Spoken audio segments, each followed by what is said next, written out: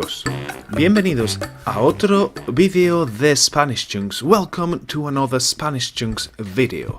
Today we're going to answer the question, why Spanish Chunks? Why have I called this channel Spanish Chunks and not something else? Well, here's the answer.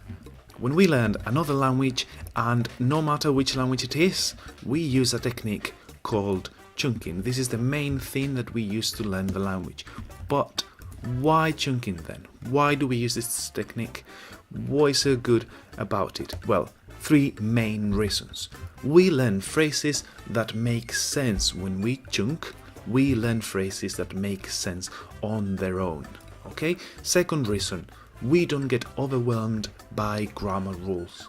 Okay? We learn these sentences at the beginning. Yes, we do learn the grammar rules later on, but we don't start by learning the grammar because that turns us off immediately.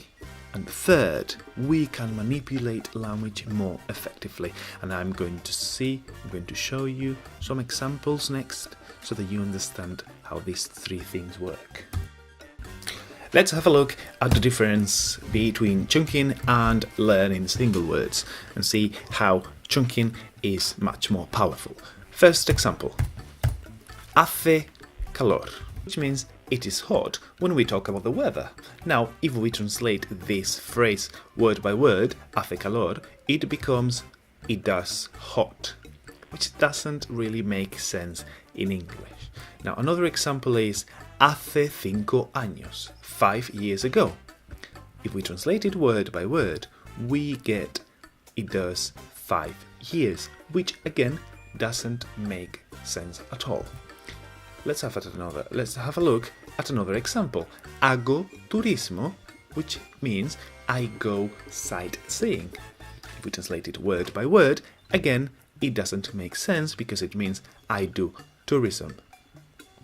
And the last example, hago fotos, which means I take photos. If we translate it word by word, we come up with I do photos, which again doesn't make sense at all. So you see, you're learning phrases that make sense, you are not paying attention at the grammar, and you could manipulate some of these sentences fairly easily. For example, the second one, hace 5 años, you could very easily turn it into 10 years ago or 2 years ago by just changing the number.